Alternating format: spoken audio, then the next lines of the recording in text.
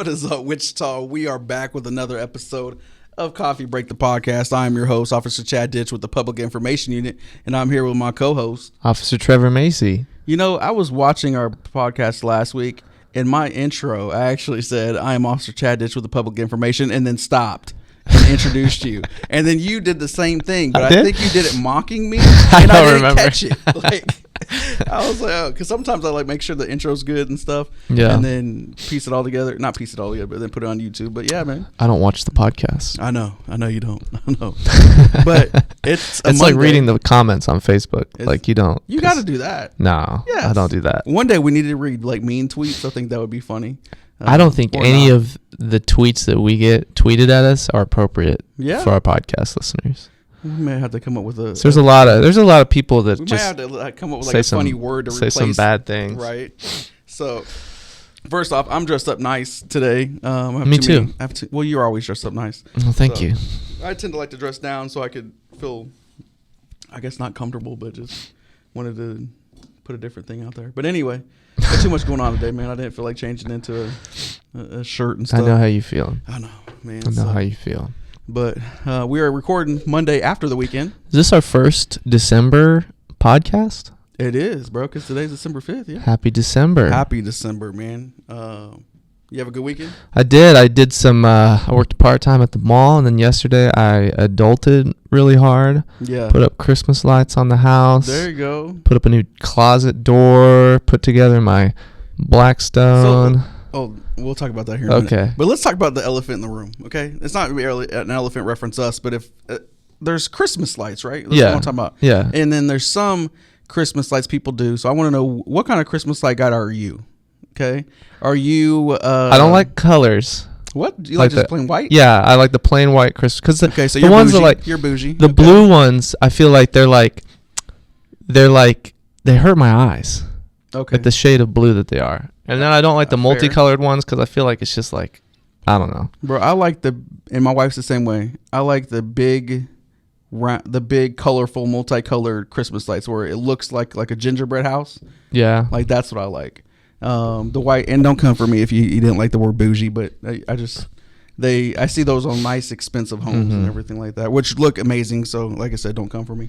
But yeah. What about inflatables? Are you an inflatable? Not really. Nah, not an inflatable guy. I feel like you gotta do too much work to make sure it doesn't blow away. Not really, man. It comes with stakes. I guess I've never had one. Oh, and I don't know that I want one. Do you need an inflatable? No, I'm good. If you were to do an inflatable, which one would it be?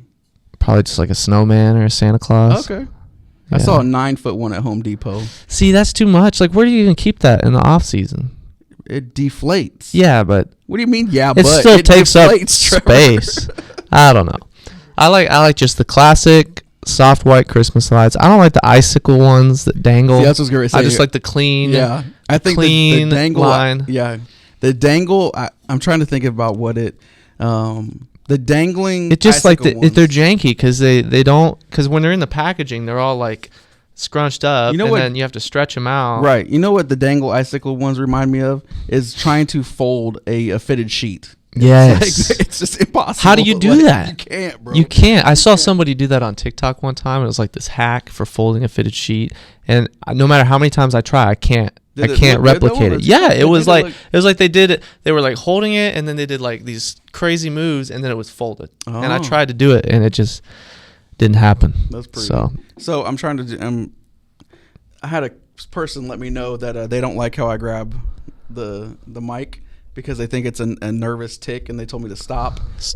But now I feel like it's part it's part of being on a podcast, right? Is you just grab the mic. Yeah, you got to hold the mic like Aerosmith. You just hold it when you're talking. Yeah. So my bad. I'm trying to work on that.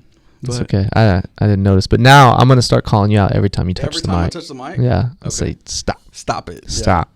Yeah. Shop with a Cop over the weekend, bro.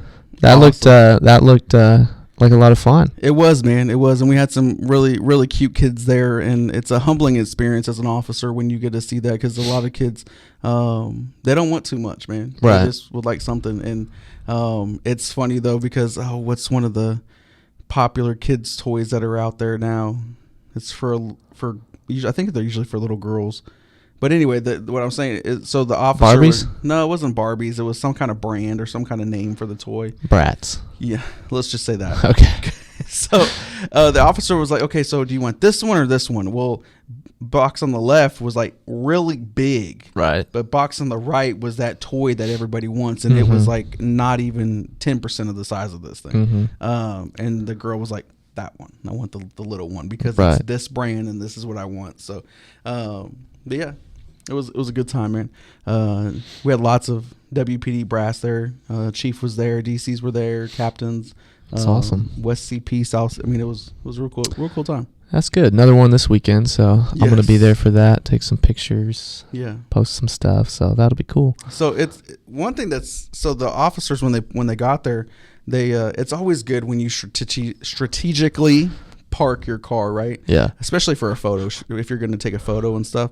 So all these cars between the east end of Walmart and to the west end, that big fire lane and everything that's there, all these officers had positioned their cars at an angle. It looked awesome. I saw when I was walking in, some citizens were taking photos and stuff. And don't come for me because of the fire lane. That's just where they were at. So, but anyway, it looked really cool seeing all these cop cars. I mean, we're talking like 14 to 15 cop cars that were there. And then people were coming in, and we're like, what's going on? Why are so many cops here? And I'm like, hey, we got to remember, there's no lights and sirens that are on these cars. Right. And if it's an emergency, we're definitely not going to just strategically park our cars at angles and stuff like that. They're probably just going to be just going to stop wherever you can stop. Yeah. So, but it was a cool time, man. Had a great time talking to even just the employees there at Walmart coming in. You had lots of people that were wanting to come up and hand out just cash donations right then and there. And stuff. So it was pretty cool. That's awesome. Good time. So I adulted this weekend as well.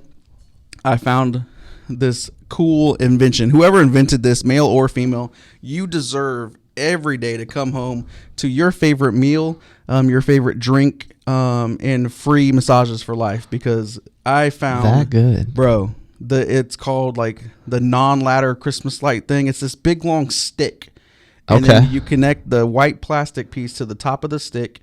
And you can hook your Christmas lights in it, and it just extends up to the top of your roof, and it goes up to like 15 feet. Right. And then you can hook it onto your gutter, and then you have a trigger at the bottom that disconnects the plastic piece, and then that's it. No ladder involved. Wow. Bro. That would have saved me some hassle over the weekend. I'm telling you, man. I'm telling you. So, and it's only $30. Yeah, and it comes with like. How does it work for like shingles? Can you do that? If you don't have a gutter to hook it to? Yeah, because the plastic piece has like different kind of connections on it. Yeah. So you can angle it from different ways and stuff. So. Interesting. Yeah. Interesting. You don't have gutters on your house?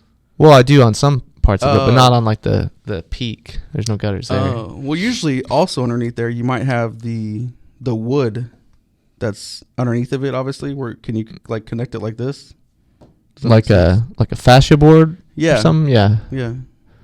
No, or not like on my garage. piece? Not on my garage roof. It's just like well, it's you just gotta like be difficult, don't you? I'm sorry, you know. My But house still, is old. I was infatuated, bro.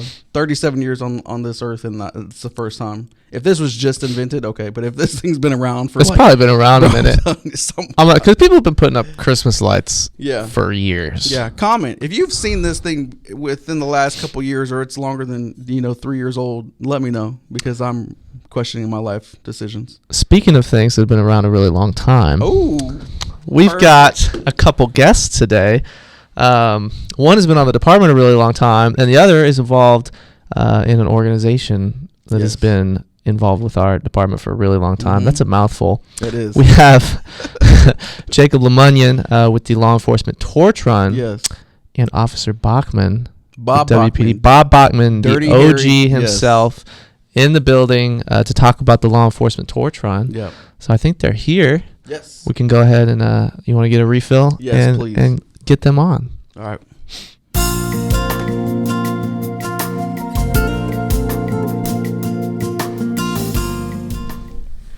All right, we are back with Mr. Jacob LaMunyon and Officer Bob Bachman. How y'all doing today? We're doing good. We're good. Well, we appreciate it, man. We know both of y'all are extremely busy, but we appreciate you joining us here on the podcast. So we ask two questions every time, okay? The first question, and you won't hurt our feelings at all, okay? But have you guys seen the podcast? Yes. Yes, I have. Have you seen the podcast? Yeah, I have. Yeah, I sure have. Yeah, couple viewers on the podcast now. That's exciting. We're expanding our reach. We are. So we started this podcast, man, because we wanted the community to get to know the people. Not just the officer and the badge or the supervisor and stuff. And Jake, you were on the department for a little bit and stuff too. So tell us real quick, and then we'll get into some stuff that you guys are still doing for the community. But tell us, who's Jake? Who's Bob? Go ahead. So I'm Jake LaMunyon. I was on the Wichita Police Department with you guys for almost 6 years. Mm-hmm. And then I left and am the Director of Development for Special Olympics Kansas, and I'm the torch run liaison for the state. Okay. There you go. I'm Bob Bachman. I'm a patrol officer at Patrol North. I'm in my 43rd year. Dang. Wow. Yeah. So I've been around a while. Yeah. I've been on the streets all my career, and got lucky to be involved in the Special Olympics from the beginning, from the first torch run. So Yeah. Tell us a little bit about the torch run. Kind of how did it start? Who started it, and where's it at now? Well, it started back in June of '81. Chief LaMunyon, who was Jacob's grandfather, he was very instrumental, very big in the Special Olympics. Mm-hmm. The week of the Summer Games, our department was focused on the Special Olympics big time. And they had the opening games, and the chief flew in there and landed in the middle of the football field, got out of this little gas 2-seater helicopter that was just, they never got me in that thing. Right. Yeah. And he was just like worshipped by these people. He was the Grand Master of the opening games, and then they had the games on Friday and Saturday. And Saturday night they had a banquet that WPD put on for all the parents and all the athletes, and like at Century 2 or someplace, and it was catered and they danced, and so it was a big deal. Yeah. And on the night of the opening games, they had to parade the athletes in the Olympics, where they had to parade the athletes here, and then they were followed by 60 to 100 WPD officers in uniform, all wearing the Special Olympics ball cap and walking in formation and waving to the kids, and it was a big deal. Yeah. So in '81, Donald Ibsen, Captain Barney Ibsen, somebody else got their heads together and said, let's run a torch like they do in the Olympics, like an Olympic torch. And he called me up on a Thursday and said, "What are you doing tomorrow night?" And I said, "Whatever you want to do, Captain." He was captain over internal affairs. It wasn't professional standards back then. It was internal affairs. Right. And that's the last captain you want to make upset. Yeah. And so he said, "Be downtown. We're going to run a torch, for the Special Olympics." And so we get down there, and there were 5 WPD and one guy from Kirk Miles who worked for Special Olympics out of Kansas City, and he had a torch. Now it wouldn't stay lit. Yeah. So we lined up 6 of us in single file and had a patrol car behind us to keep the traffic off of us, and we ran from City Hall to South High. Oh man. And then we lit the torch and lit the cauldron that starts the Summer Games. Yeah. And that's where it started. Yeah. With just 6 of us. And the next year we did it again, and Chief got more involved in it, and once he got involved, he just took it to the state, on the state level and the national level, and then it just blew up worldwide. Yeah. So, like you said, it's in over 40 countries in the world now. Dang. Holy cow. That's crazy. Yep, started with 5 officers from WPD, and there's roughly 120,000 officers around the world that participate now. That's crazy. Awesome. So every time you see on Facebook a Special Olympics, it started here. Yeah, in the torch Wichita. run. Yep, the torch run. Yeah, sorry, the torch run, Yep. Raising the money, that law enforcement relationship with Special Olympics. Yeah. That started right here in Wichita. That's so cool, man. Yeah. It's so cool to have that stamped as part of our history and stuff. So Well, the Kansas runners are the only ones that it says on the back of our shirts, first to carry the torch. yeah. And we're the only state in the country in the world where we can say that. Yeah. It's a big deal. So why is it important for you, I guess, to be involved in something like that, and for any officers that are watching this or listening? What would you say to them to get them to be involved in it? Well, it's true. It's part of WPD legacy. Yeah. And there was a few years I missed the torch run. We've only got one guy that has run it every year they've had it. But it's a big deal for Special Olympics. I mean, who knows if it would still be as prosperous as Special Olympics is now if it wasn't for the millions of dollars that torch run has raised. They're approaching $1 billion. Oh wow. And that we've raised for the Special Olympics. So it's part of our legacy now. Yeah. It's much more than anything I could ever do as a beat cop. Yeah. I was an original runner, and so that's why I think if the people in departments around the state realize how big a deal it is, then there would be more officers getting involved. And then you, Bob, and maybe I can't remember if it was you too, but you guys just got an award, right, recently? Bob did, yes. Bob and the original runners. He mentioned Captain Barney Ibsen. Yeah. He had passed away prior to the award ceremony and things, but Bob Bachman, Jan McLeod, Jack Leon, Walt Kuykendall, and Barney were the original WPD runners, and they were all inducted into the Richard LaMunyon International Law Enforcement Torch Run Hall of Fame. Wow. Dang. Yeah. That's a big deal. That's a real big deal. How does that make you feel? What's your response on that? Well, I mean, it's a heck of an honor. Yeah. The people that get the award are people that devote their whole careers to the development of Special Olympics. These other agencies and people from around the world, they get inducted into the Hall of Fame, they're thrilled. Yeah. And it's a big deal. This conference we were at had 1,000 attendees, and like I said, they treat us like we're heroes or something. But I was just in the right spot at the right time. But it's a very honor to get that award from the organization. I think that says a lot about you too, Bob. Is that you're a very humble person, right? To be on this department for 43 years. Anytime that we're around kids and get to serve them and put a smile on their face and stuff, and for you to say that you're just the right place at the right time, that just shows how humble of a person you are. I want to touch on that a bit. With 43 years, man, that's a little bit of a long time on the department. You've probably seen a lot. Seen a lot. What keeps you coming back every day? You know what I mean? That's a long time on the department. What keeps you coming back? Well, I really do like the job. I still like patrolling. I still like getting in the car and being on your own and making calls. Yeah. Some of the calls have gotten a lot different in this day and age. Yeah. So it's taken a lot of getting used to, but I still enjoy coming to work. Yeah. And I'm pretty healthy. I've been blessed in a lot of ways in that regard. So. Right. I don't have a lot of hobbies outside of law enforcement. I think one thing that makes a great cop is somebody that can communicate and everything, and you have that rapport with the community and stuff. You spent your entire time up north. What's it like talking to somebody and be like, "Hey, I grew up talking to your grandma, your grandpa, or whatever." How's that working? I see a lot of that. I mean, I see a lot of names on the Interwatch of people. They get arrested. I'm like, how old is that person? Then I realize, I arrested his dad. Yeah.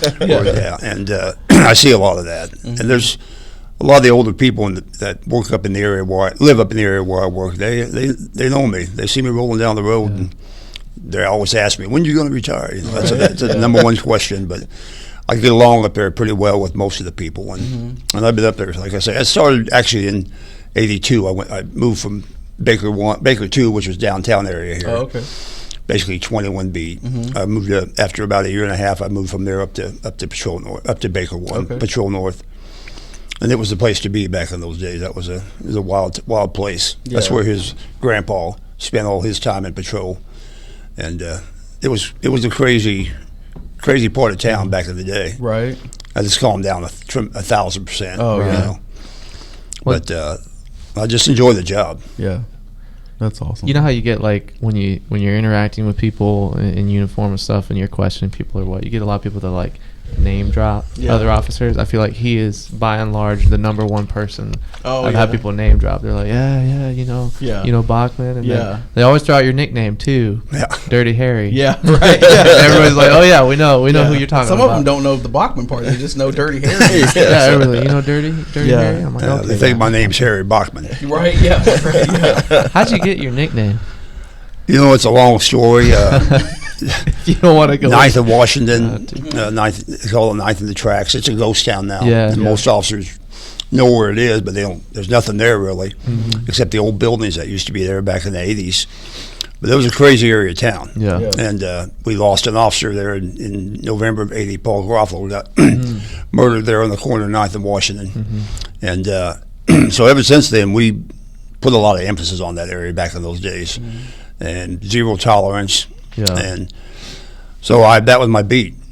And that's when I happened to be working that beat when crack cocaine came to Wichita. And the gangs came to Wichita in the mid to late 80s. And we had rolling 20 Crips coming in from L.A. by way of Tulsa and Oklahoma City. And it was a war zone down there for a number of years. And that's where they seen me coming out of the trees or coming out of from hiding behind a bush or something. And oh, here he comes, dude. You know, they were kind of making, an old man started to call me that, and he was kind of making fun of me. He thinks he's dirty hair, you know, maybe. Well, other people started picking up on it, and then it just took off. And of course, then the gang members all heard about it, and because I messed with them on a regular basis and confiscated their drugs and took them to jail and took their money, and so then it became Dirty Harry. You know, then I was oh yeah, you watch him, he's dirty. But that wasn't how it started out. Interesting. And so, every time I hear a story about Bachman, it's always we're in pursuit. We got this car coming, and we're trying to get it blocked off and a perimeter set, and the car's going this direction. He's like, and then everybody's always like, and out of nowhere, Bachman comes and the guy stops and everybody gives up and case closed. So, but how's it been for you, man? The transition from law enforcement into the law enforcement torch run and everything. How's that going? It's been good. I was involved with the torch run before I was a cop. With Granddad's connections to it and everything. I was volunteering at Special Olympics before I knew what I was actually doing. And then my time on the police department, I really enjoyed it. Being a part of the law enforcement torch run as a law enforcement officer was a really good feeling. Great way to be a part of it. And then when I was looking to make a change, this opportunity presented itself, and it's been a really good change. I enjoy, because now I go statewide with agencies all around the state, coordinating their fundraising events and things like that. So I say the one thing I miss out of law enforcement is the people I worked with, the officers I worked with, riding the beat and things like that. And this position has given me the opportunity to still be in touch with those officers, you know, still be involved in the events and communicate and things like that. So it's been a really good transition for me, and I really enjoy where I'm at now. That's awesome, man. So what are your goals for the future of the law enforcement torch run?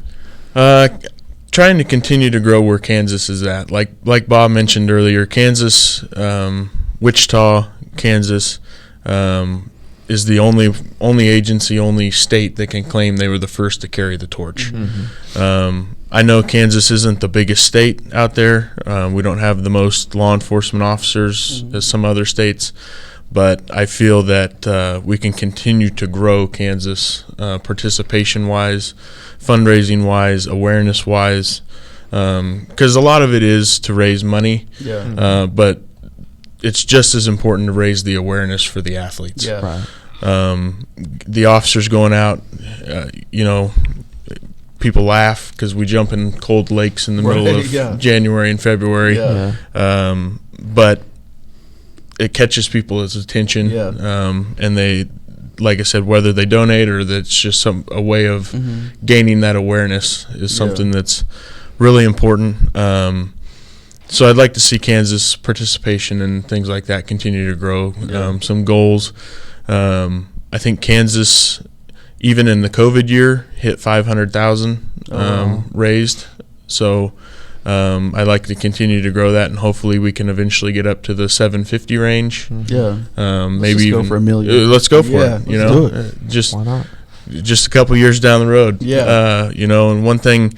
That first torch run, when WPD was putting on the banquet for them, they raised roughly $300. And like you mentioned earlier, worldwide now, they have surpassed $960 million Wow. worldwide for Special Olympics. And so the goal is hopefully by December of 2023, worldwide, the movement will have raised $1 billion for the Special Olympics. Is there a specific time during the year where like a banquet would be probably better to have? Like if you, because we don't do that now, right? We haven't done that in a little bit, or They do at the summer games. Saturday night's always the first weekend of June. Saturday evening they do have a kind of a dance for the athletes, because that's when we have most of our athletes together. And so this last year we had it at May South. That's where summer games has moved from South High to May South. Just with the complex and everything, layout was a little bit better. And they have a little dance type thing. They used to do it at the Cotillion. Before that, they did it, I think, at South. But then last year, we did an outdoor one on the turf. We had a pizza party and a luau theme for them. But it, like I said, it kind of coordinates around the summer games and that kind of thing. Yeah, I've been to some banquets, man. Like I've done security at some, and some people, like, for one, there was a prize where you could get a ride in the fire department truck, like take your kid to school in a fire department truck. Nice. And somebody bid $500 for that. And I was like, and there were some other packages that got like tens of thousands of dollars and stuff. So, that'd be cool, man, to do something big or continue to grow, like you said. So we got our polar plunges coming up. Hey, man, I did that last year for the first time. Hey, we were talking about it off camera, but it wasn't the coldness of the water, right? The initial touch, right? It was when I came out and I took that first gasp of air. Oh my God, my lungs didn't want to expand, and it was just like, I don't know what being stabbed has felt like, but that's what it feels like to me. So like, it was rough, bro. I've heard like cold water exposure is actually like has really good benefits for you, right? Like your body and your mind and stuff. But I just don't know that I can bring myself to do that. Like, I will say it is pretty shocking at first. I feel this will be my fifth time in a row jumping, 5th year. You need an award for that. And it's definitely shocking at first, but to me, when I get out, I don't know if it's just the adrenaline or what it is, but I kind of feel refreshed after you get out. Like once you realize you're still alive and you swim to the edge and you get out, you're like, that's kind of refreshing.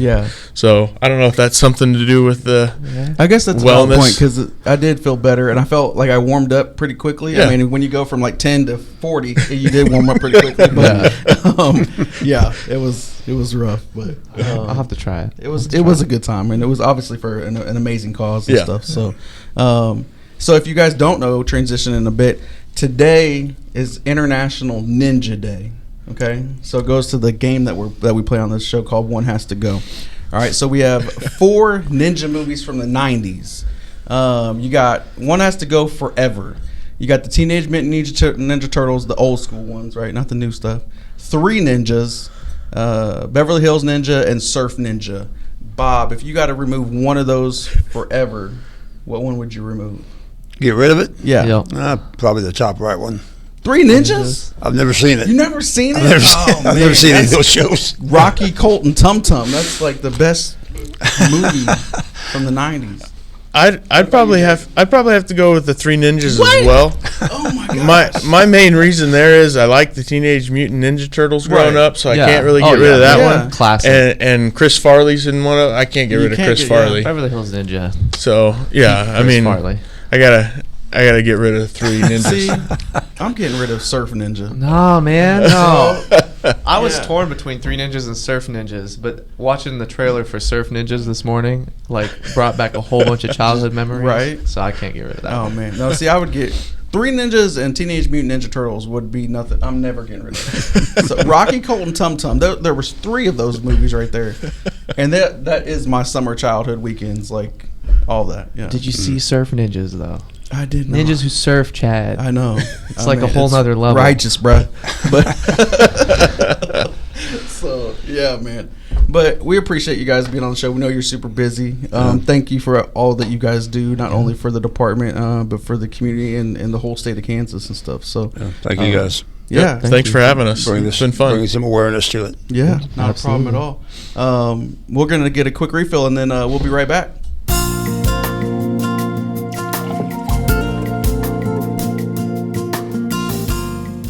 Bro, 43 years. So I didn't know he was going to be on the podcast till you told me this morning. Right. And when you said he was, I got really excited. Because he's like a celebrity. Yeah. Like I wasn't even alive. No. And he'd been on the department 6 years, bro. Like. No, yeah. He's been on. Well, when did he start? Like 70 something? We'll subtract 43 years from today. I can't do math, Chad. Don't put me on the spot like that. I think 79, right? Because 80 would be 42. So 79. He legit was on the department when my parents were both like young and coming up in Wichita. Is he your dad? No. I know my dad. That's good. At least I think I know my dad. Right. But yeah, that's wild. Yeah. And Jake too, man. His grandpa was chief. The longest serving chief. Yes. In WPD history. Yeah, man. So that's awesome, pretty cool. And he was with the department for 6 years. So a lot of police legacy in the room this morning. Yeah. I got chills. Bro, I'm telling you, man. That's one thing that is awesome when you think back and you think about WPD history and stuff, or just think about history in general, but for your career field and where you work at, to think about the legacy that's part of your name is attached to it. That's got to be really cool for them. So. Yeah, and for our department to be such an integral part of the law enforcement torch run too, which is worldwide now. Bro, that's awesome. To start here, I mean, that's something to be proud of. You can add that to the list of things Wichita has to be proud of. Good. Pizza Hut. Okay, yeah. White Castle, even though they're not here anymore. So sad. Where'd you go, White Castle? Yeah, you forgot your day ones. The frozen aisle at Walmart. You've got Mentholatum.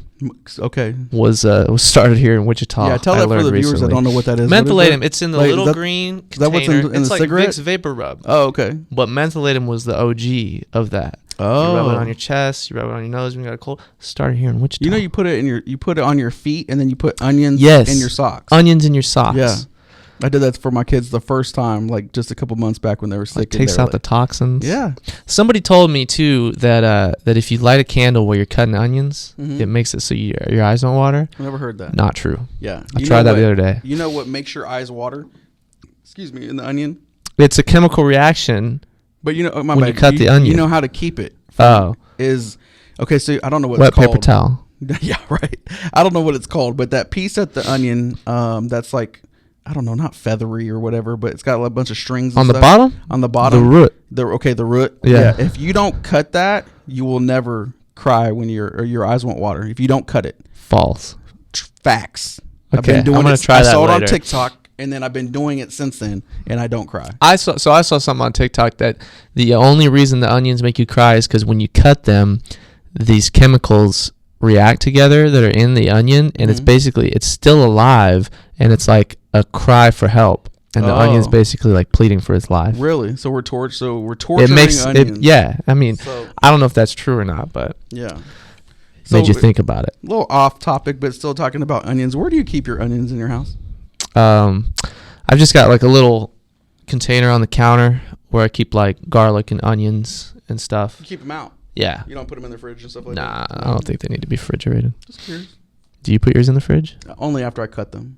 Otherwise, we'll see. Yeah, if I cut them, but if they're not cut, I mean, they're sitting in the produce section at the store, right? In an open container that's not you do that refrigerated with your or anything. Condiments? Oh, after I open the condiments, they go in the fridge. But before? Oh, in the pantry. In the pantry? Yeah, that's fine. Because they're not refrigerated at the store. Mm-hmm. And the only, like, I have a hard time picking which vegetables to put in the fridge, too. Because some will last longer in the fridge. Some, it just kind of ruins them. Like what? On the spot. I don't have, like, specific examples. You just gave okay. Well, like onions. Okay. But, like, you want to put, like, tomatoes in the fridge. Yeah. But then there's certain, like, fruits and stuff that you can put in, like, a jar of water in the fridge. Oh. And it lasts longer than if you just put it in the fridge itself. Really? Like, there's different methods to holding these things, I guess, for longer. But, yeah. That's crazy. So switching subjects briefly, but it's still about food because that's what we like to talk about on this podcast.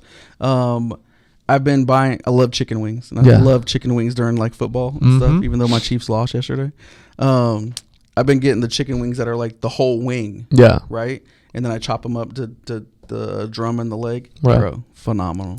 That's the only way I will ever buy chicken wings. How do you cook your chicken wings? Okay, so I have the Ninja Foodie that you could like flip up and get some more space. So I have that. So I will cook the wing. I will season it with more than just salt and pepper. I will season it, cook it for like 23 minutes, and then I pull it out, and then I make my sauce or a bunch of seasonings and concoctions. So yesterday, my family loves teriyaki. That's their favorite chicken wing. So they get that. But I love anything spicy with a little bit of ranch or something. So yesterday, bro, it was garlic parmesan from B-Dubs with some ranch, bunch of different seasonings, and then obviously you coat that with the wing and everything, right? And then I put Parmesan cheese and then Italian breadcrumbs on it. And then I put that back in the oven for 6 minutes just so I can That sounds good. Bro, it was fire. So I've been doing mine in the air fryer. Yeah. And they make the best wings I've ever had in my life. 400 degrees for 30 minutes. That's it. Flip them halfway. Season them with whatever you want.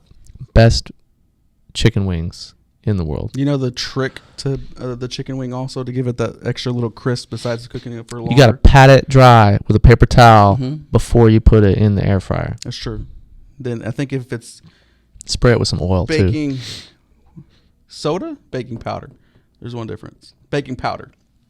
Sprinkle a little bit with baking powder and then put your seasoning and stuff. That gives it a little interesting crisp. I'll have to try that. So now I'm hungry. Bro, I'm telling you, it's about that time. So you got any plans for this week? You got stuff coming up? Gotta get my car serviced. Yeah, me too. And get out to the range for a little bit. And gonna take off a couple days this week. There you go. Yeah. There you go. Helping my buddy move and go see a concert. So there you go. What concert? The 1975. Yeah. Yeah. It's a good band. Don't know that at all. I didn't think you would, but they're good. They're good. They're really good. So. Well, that's good, man. That's good. We'll close it out. Remember, like, share, subscribe. And email us. And email us at policeweb@wichita.gov. Police Web. It's spelled just like it sounds. Just like it Police Web, like spider web, but police instead of spider. Email us your questions, comments, concerns. We love answering questions on here. Haven't had one in a minute, so we'd love to hear from you. All right. Until next time. Peace. Jinx.